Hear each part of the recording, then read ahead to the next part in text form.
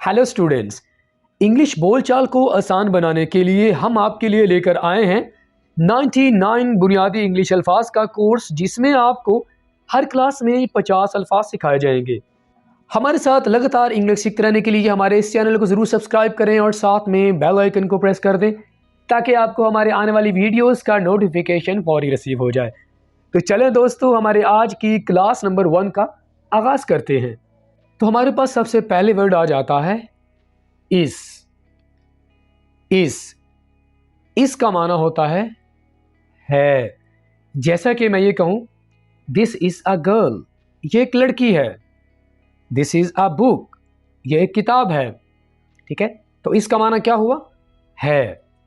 कोई ख़ास चीज़ या ख़ास शख्स, यानी जब आप किसी ख़ास चीज़ या ख़ास शख्स के बारे में बात करेंगे तो उसके लिए दोस्तों हम जो वर्ड यूज़ करते हैं वो है ये, द। इस वर्ड को दो तरह से प्रोनाउंस किया जाता है, दा या दी। इसका माना क्या होता है? यानी कोई ख़ास शख्स के बारे में आपने बात करनी हो या ख़ास चीज़ के बारे में बात करनी हो तो आप इसका इस्तेमाल करते हैं। जैसे कि मैं कहता हूँ द बुक, वो ख़ास किताब, द गर्ल, वो ख़ास लड़की। ठीक है, द टेबल, वो ख़ास मेज़। तो जब हम किसी चीज़ की को ख़ास करना चाहते हैं तो हम दा या दी का इस्तेमाल करते हैं। ठीक है। बी का माना होता है किसी चीज़ का हो जाना, किसी शख्स का डॉक्टर बन जाना, किसी चीज़ का वैसे ही हो जाना। तो उसके लिए आप क्या इस्तेमाल करते हो? बी। जैसे कि बी ए डॉक्टर, डॉक्टर बन जाना। ठीक है, तो बी का माना क्या होता है? हो जाना। की तरफ, जब हम ये कहना चाहते हैं कि किसी चीज़ की तरफ, यानी डायरेक्शन के बारे में बात करना चाहते हैं, तो हम इस वर्ड का इस्तेमाल करते हैं टू। टू का माना क्या होता है? की तरफ। जैसा कि मैं कहता हूं टू दी मार्केट, बाजार की तरफ, टू दी ऑफिस, ऑफिस की तरफ। ठीक है, आगे मूव करते हैं। ऑफ। ऑफ का माना होता है का या के, यानी जब हम किसी चीज़ के बारे में ये बात करना चाहते हैं कि ये उसका है, यानी का के, तो उस वक्त हम क्या वर्ड यूज़ करेंगे? ऑफ। ठीक है। एंड को हम और के माना में इस्तेमाल करते हैं। जैसा कि मैं ये कहता हूँ I like this and that, मुझे ये पसंद है और वो पसंद है। तो एंड का माना क्या होता है? और। ठीक है। एक के लिए हम इंग्लिश में जो वर्ड यूज़ करते हैं वो है ए। दोस्तों इन अल्फाज को बेहतर समझने के लिए मेरे बाद इनकी प्रोनाउंसिएशन को रिपीट ज़रूर कीजिएगा ताकि आपको बाद में इन अल्फाज को बोलते वक्त मसला पेश ना आए। ठीक है। इन इसका माना होता है में।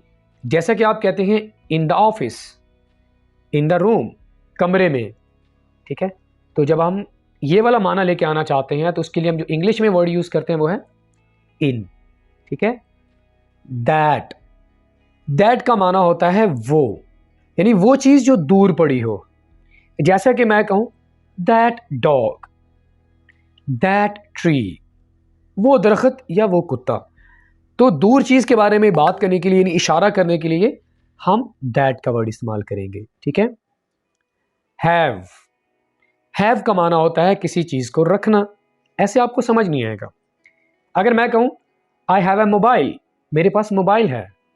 आई हैव ए बुक, मेरे पास किताब है। उसके लिए मैं हैव का इस्तेमाल करूँगा, यानी हम मिल्कियत के बारे में बात करने के लिए हम हैव का इस्तेमाल करते हैं। ठीक है। आई को आप अपने लिए इस्तेमाल करते हैं, यानी जब आप अपने बारे में बात करना चाहते हैं, जैसा कि आप कहते हैं I am a doctor, I am engineer. ठीक है, आई एम ऑफिसर, तो आप आई का इस्तेमाल करेंगे। ठीक है। इट, दोस्तों इट को हम गैर जानदार चीज़ों के लिए इस्तेमाल करते हैं।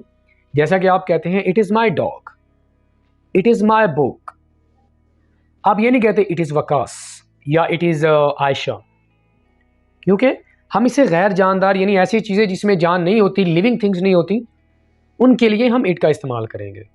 हम दिस का इस्तेमाल भी उन्हीं चीज़ों के लिए करते हैं, लेकिन दिस को आप ह्यूमन के लिए भी इस्तेमाल कर सकते हैं, यानी अपने लिए भी इस्तेमाल कर सकते हैं। जैसा कि आप कहते हैं this is Waqas, this is Asim. ठीक है।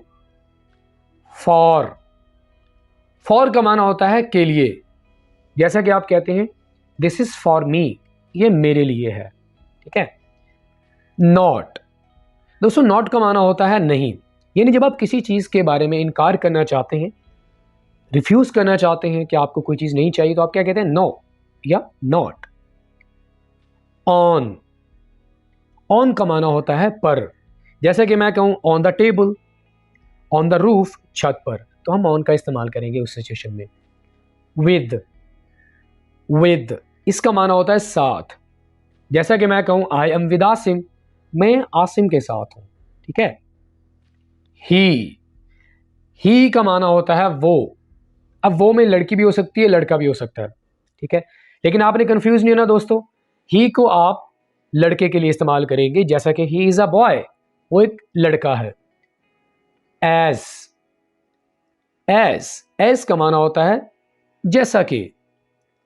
यू, तुम, यानी जब आप सेकंड पर्सन को कोई बात करते हैं तो आप उसको मुखातिब करने के लिए यू का वर्ड इस्तेमाल करेंगे। डू, डू, डू का माना होता है किसी काम को करना। जैसा कि आप किसी को हुक्म देते हैं ना, ऑर्डर करते हैं, तो आप क्या कहते हैं? डू इट, इस काम को करो। बाय, बाय के जरिए या पास। फ्रॉम, फ्रॉम का माना होता है से। जैसा कि हम कहते हैं ना, I am from Multan, she is from Lahore, ठीक है। दे, दे वो सब, यानी दो से ज्यादा लोगों की जब हम बात करेंगे तो हम क्या कहेंगे? दे आर बॉयज, वो लड़के हैं। वी का माना होता है हम, यानी दो से ज्यादा, ठीक है। से, से का माना होता है कहना, जैसे कि से समथिंग, कुछ कहो। शी, ही का इस्तेमाल हम लड़के के लिए करते हैं, और शी का इस्तेमाल हम किसके लिए करेंगे? लड़की, यानी वो लड़की जो आपके सामने नहीं होगी। शी इज अ गर्ल, वो एक लड़की है।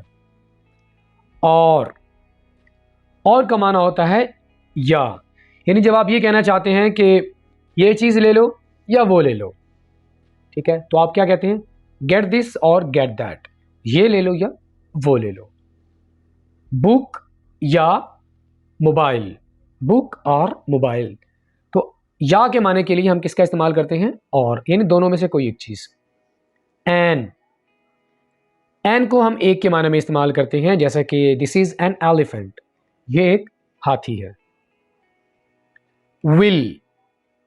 विल का माना होता है गागी। विल को हम मुस्तकबिल में इस्तेमाल करते हैं, यानी कोई काम अभी तक आपने नहीं किया, आप थोड़ी देर बाद करेंगे, तो उसके लिए आप विल का इस्तेमाल करेंगे। मसलन मैं बाजार जाऊंगा, I will go to market, अभी तक आप गए नहीं लेकिन आप जाएंगे, तो उसके लिए हम क्या इस्तेमाल करेंगे? विल। माई का माना होता है मेरा। माई बुक, मेरी किताब। माई मोबाइल, मेरा मोबाइल। माई लैपटॉप, मेरा लैपटॉप, ठीक है। वन का माना होता है एक, जस्ट वन, सिर्फ एक। लेकिन ऑल का माना होता है तमाम, ठीक है। ऑल का माना क्या होता है? ऑल, तमाम। जैसा कि आप कहते हैं ऑल पीपल, सारे लोग। वुड का माना भी गे होता है, और इसे भी हम फ्यूचर के माना में इस्तेमाल करते हैं, यानी फ्यूचर में किसी काम के करने को हम जब बताना चाहते हैं तो हम वुड का इस्तेमाल करेंगे। देयर का माना होता है वहां। देयर इज अ मैन, वहां एक इंसान है। देयर, वहां। इन दोनों वर्ड्स की प्रोनाउंसिएशन सेम है, देयर। एक जो देयर है ये ऊपर वाला, ठीक है, इसका माना होता है वहां, और इस देयर का माना होता है उनका। यानी जब आप किसी के मलकियत के बारे में बात करेंगे तो आप कहेंगे उनका, जैसा कि देयर हाउस, उनका घर। देयर डॉग, उनका कुत्ता, ठीक है दोस्तों, ये फर्क है इन दोनों वर्ड्स में। वट का माना होता है क्या, यानी जब आप किसी से सवाल करना चाहते हैं या कोई मालूमात हासिल करना चाहते हैं तो आप क्या कहते हैं? वट इज योर नेम, आपका नाम क्या है। हेल्प, इसका माना होता है मदद करना। हेल्प मी, मेरी मदद करो। एट का माना होता है पर, जैसे कि एट द शॉप, दुकान पर। एट द ऑफिस या एट द बैंक, बैंक में, ठीक है।